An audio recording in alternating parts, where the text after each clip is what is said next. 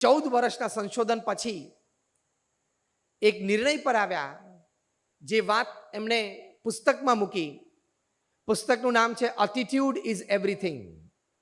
એટલે કે જે કંઈ છે એ તમારો અભિગમ જ છે. એ પુસ્તક ખૂબ વિશ્વ પ્રસિદ્ધ થયું. ન્યુયોર્ક ટાઈમ્સમાં બેસ્ટ સેલરમાં મોર દેન 60 વીક્સ રહ્યું, which it self is a record. અને એ પુસ્તકના પ્રચાર માટે એમણે ઘણા બધા સેમિનાર્સ પણ દેશ પરદેશમાં કર્યા. This book made him a millionaire. પણ આ પુસ્તકમાં એમણે બહુ જ સરસ વાત લખી છે. બહુ જ મોટ 300-350 પાનાનું પુસ્તક હશે, પણ હું તમને 3 લાઈનમાં એનું જેસ્ટ આપી દઉં, કારણ કે એની માટે તમે મને અહીં બોલાયો છે.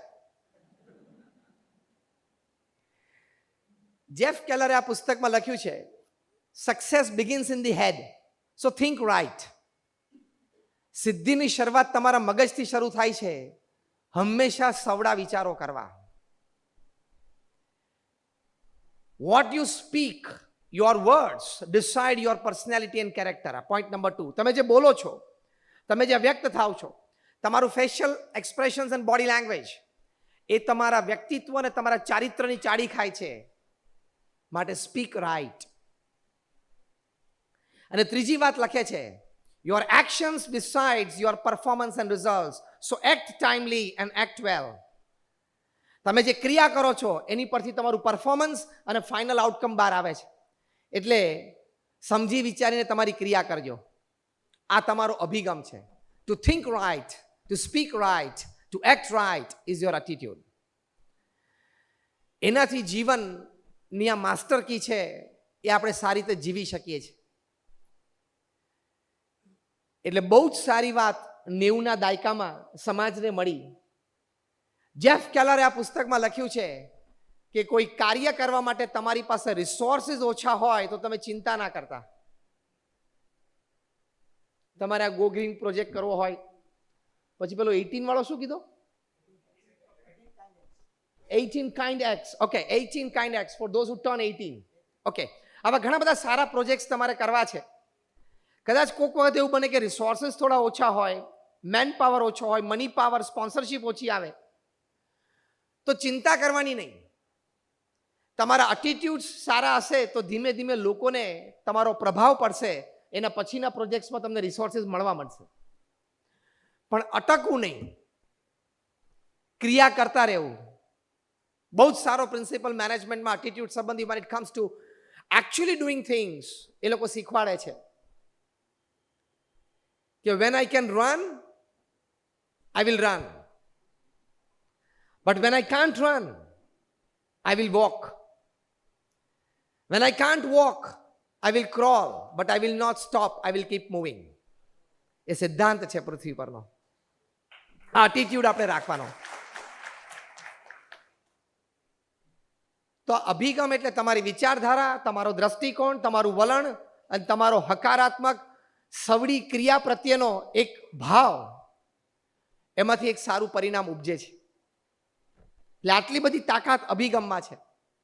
જેફ કેલરે બહુ સ્પષ્ટ લખ્યું છે, laser or more resources, the final outcome much depends upon your attitude in life. અભિગમ હંમેશા ઊંચા રાખવા.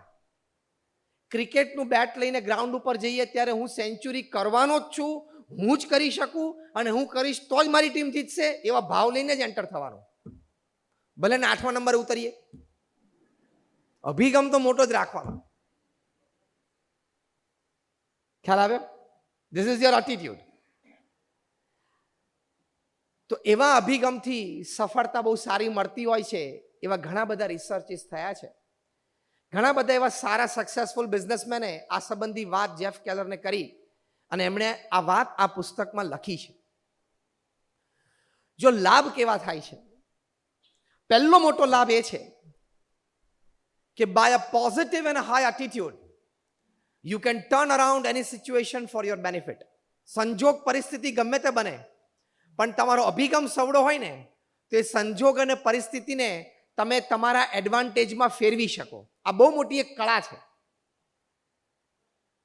આપણા દેશના સર્વોચ્ચ વ્યક્તિ છે ને, એમની પાસે આ કળા છે કે એમની ઉપર લોકો ગમે તે ફેંકે એ એને મોટી વોટ બેંકમાં ફેરવી શકે.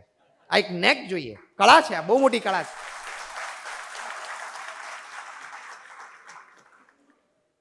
કોકે એમને કહ્યું કે ગુજરાતના ગધેડા, તો કે ગુજરાતની 6 કરોડની પ્રજાને ગધેડા કીધા. પછી એટીટ્યુડ, અભિગમ. મને ગધેડો કીધો, હું ડિપ્રેશનમાં આવી જાઉં, હું દુઃખી થઉં, હું ગાળાગાળી કરું, સામે ગોલું, કશું જ નહીં કરવાનું. Swing it. This is attitude. Bowler તો ઇન સ્વિંગ એ નાખશે, આઉટ સ્વિંગ એ નાખશે, રાઇઝિંગ ડિલિવરી પણ આવશે, બાઉન્સર પણ આવશે. તમને રમતા આવડવું, રમવામાં ખાલી બેટ બોલ સાથે કનેક્ટ થઈને જ રમ્યા ના કહેવાય. હા, બોલને તમે અવોઇડ કરો ને, વિકેટ કીપર પાસે જવા દો ને, એ પણ રમ્યા કહેવાય. એ રમતા નથી આવડતું ને એટલે પ્રશ્ન છે.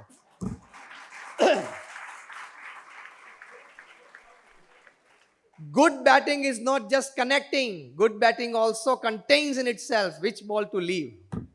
That is attitude. એ અભિગમ શીખવાડે છે. તો પહેલો મોટો લાભ અભિગમથી એ છે કે with the right kind of positive and high attitude, you can turn around any situation that happens in your life, negative, positive, whatever, you can turn around for your advantage. તમારા લાભમાં તમે એ પરિસ્થિતિને ફેરવી શકો છો. આવડત હોવી જોઈએ.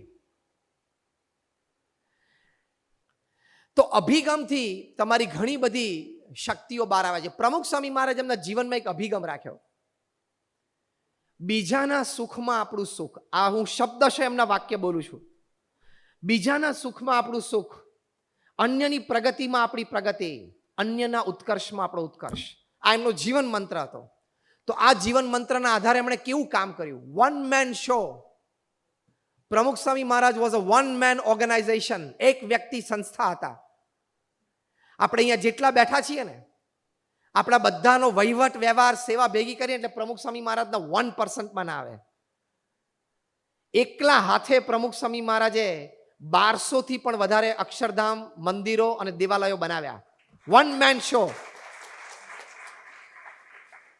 તમે બધા અક્ષરધામ જોયું હશે. Just rays your hands. Gandhinagar અથવા દિલ્હી, એવરીબડી ઓફ યુ. એકલા હાથે આવા 1200 કેમ્પસ ઉભા કરવા એટલે પહેલા તો 1200 જમીનના સોદા કરવા. આ હું બહુ બેઝિકથી તમને જણાવું છું. પૃથ્વી પર એક બિલ્ડર તો લઈ આવો. તમારે કાંદીવલીમાં નહીં, મુંબઈમાં. હું પાછો આવવાનો છું 2 દિવસ પછી, 6ઠી તારીખે. કાલે જુનાગઢ, પોરબંદર જઈને પાછો પરમ દિવસે મુંબઈ આવું છું. અહીંયા રિયલ એસ્ટેટનું તમારે કાંદીવલીમાં જ મોટું ફંક્શનમાં બોલવાનું, બોરીવલીમાં સોરી બોલવાનો છું સાંજે આવા જ ટાઈમે. તો બોમ્બેના બધા બિલ્ડર્સ, ડેવલપર્સ ભેગા થયેલા. મેં એમને પૂછેલું, મેં કહ્યું જેણે 1200 જમીનના સોદા કર્યા હોય તમે આંગળી ઊંચી કરો તો nobody could raise their hand. અને ખાલી ભારતમાં નહીં, આખા વિશ્વની વાત છે. પછી એની ઉપર પ્રોજેક્ટ કરવો. એ પ્રોજેક્ટ પાછો નોન રેસિડેન્શિયલ, નોન કમર્શિયલ કરવો. હું તમને સ્ટેપ બાય સ્ટેપ એટીટ્યુડ શીખવાડું છું અને મહિમા સમજાવું છું. એ પ્રોજેક્ટ પાછો નોન રેસિડેન્શિયલ અને નોન કમર્શિયલ. એ કે બાંધીને વેચવાનો નહોતો અક્ષરધામ. અને અમુક લોકેશન્સ તમે જો, દિલ્હીમાં યમુનાના કિનારે 110 એકર ઉપર non residential, non commercial project, પથ્થરનું બાંધકામ, પથ્થરનું કાર્વિંગ, 7000 કારીગરો કામ કરે. 5 વર્ષમાં એ પ્રોજેક્ટ પૂરો કર્યો. તમારા રીડેવલપમેન્ટ નથી થતા 5 વર્ષમાં, ખબર છે? બિચારા કેટલાય બધાને બિલ્ડરોએ કીધું કે અમે તમને ભાડું આપશું, તમે જાઓ બહાર. પછી 1 વર્ષ, 1.5 વર્ષ પછી કેટલા બધા પ્રશ્નો ઉભા થાય છે. થાય છે કે નહીં? થાય છે કે નહીં? સેકન્ડ અક્ષરધામ અમેરિકામાં અત્યારે બને છે, રોબિન્સવિલે, ન્યૂ જર્સીમાં, 265 એકર ઉપર ભવ્ય અક્ષરધામ. ત્રીજું બને છે જોહાનસબર્ગ, સાઉથ આફ્રિકામાં. ચોથું બને છે સિડની, ઓસ્ટ્રેલિયા. અને હમણાં જ તમે 2 મહિના પહેલા જ ન્યૂઝમાં સાંભળ્યું હશે કે the capital of UAE, United Arab Emirates, Abu Dhabi, એના શેખ, His Excellency Sheikh Mohammed Zayed, એમણે દુબઈ અબુધાબી એક્સપ્રેસ હાઈવે ઉપર, શેખ ઝૈયદ એક્સપ્રેસ હાઈવે ઉપર BAPS સંસ્થાને 23 એકર જગ્યા ડોનેશનમાં આપી કે you create an Akshardham like campus here. અને we are doing it. We are finishing it in 3 years. મેં પ્રમુખ સ્વામી મહારાજની તમને વાત કરી. આ બધા જ પ્રોજેક્ટના સ્વપ્ન દ્રષ્ટા, architect of all these projects was Pramukh Swami મહારાજ. એક વ્યક્તિ એમના જીવનમાં આવો અભિગમ રાખ્યો કે મારે દરેકને સુખી કરવા છે, દરેકનો પ્રગતિ થાય, ઉત્કર્ષ થાય એવી ભાવના રાખી, તો કેવી સંસ્થાઓ ઊભી કરી શક્યા. તમારે રોટરીને 100 વર્ષ પૂરા થયા. ક્યારે? 103 યર્સ થયા ને. BAPS ને પણ 112 યર્સ થયા. અમે 1907માં શરૂઆત કરી હતી. So we are also 112 years old.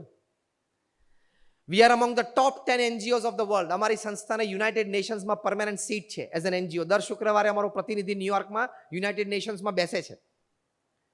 સાથે સાથે પ્રમુખ સ્વામી મહારાજે એકલા હાથે 100 થી વધારે હોસ્પિટલ, હોસ્ટેલ, સ્કૂલ્સ અને કોલેજીસ ઊભી કરી અને એનું સફળ સંચાલન કર્યું.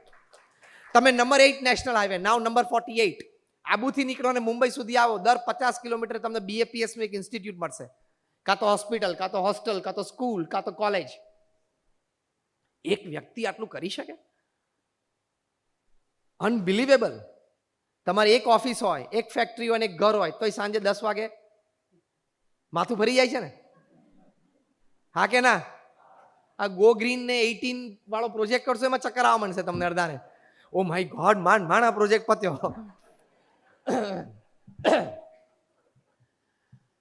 તો કેટલી મોટી organisation. BAPS is like a mini government. જે સંસ્થામાંથી હું આવું છું, સાથે સાથે અમારા જેવા 1100 સંતોને દીક્ષા આપી. એમાંથી 750 થી પણ વધારે સંતો graduates, post graduates, chartered accountants, doctors ને એન્જિનિયર્સ છે.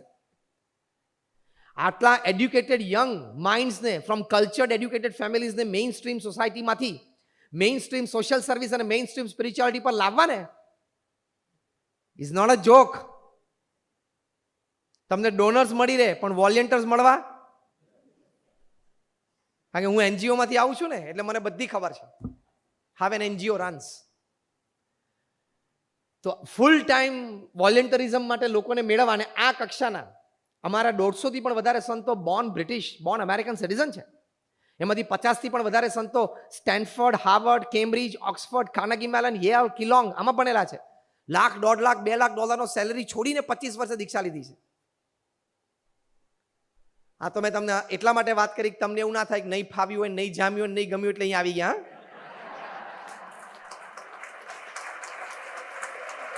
હા, કારણ કે સંતોને જોવે ને એટલે મનમાં પહેલો વિચાર આવે કે આને કંઈ જામ્યું નહીં હોય, આને કંઈ ફાવ્યું નહીં હોય, આ બિચારો સંસારથી બહુ બી ગયો હશે, આ બિચારો અભણ હશે, અને એને એમ થયું કે હવે આપણે ભગવા કપડાં પહેરીને ફરીએ તો શું, ભારતની પ્રજા તો દયાળુ છે, સાંજ પડે 2 રોટલી ગમે ત્યાંથી મળશે. પ્રમુખ સ્વામી મહારાજ ઇઝ અ ડિફરન્ટ કેટેગરી. જેમ બિઝનેસમેન બધા કહેવાય, તમારા કાંદીવલીમાં પાનની દુકાન હોય ને, એ ધંધો તો કરે છે કારણ કે કોઈની નોકરી તો કરતો નથી ને, એ પણ વેપારી કહેવાય, અને મુકેશ અંબાણી પણ વેપારી કહેવાય. બેમાં બહુ ફેર છે. એમ ભગવા કપડાં પહેરે બધા સાધુ કહેવાય, પણ સામાન્ય લાઈક અસ અને પ્રમુખ સ્વામી મહારાજ, એમાં આસમાન જમીનનો ફેર છે. ખાલી 1100 અમને સંતોને દીક્ષા આપીને ઇટ્સ અ બિગ અચીવમેન્ટ.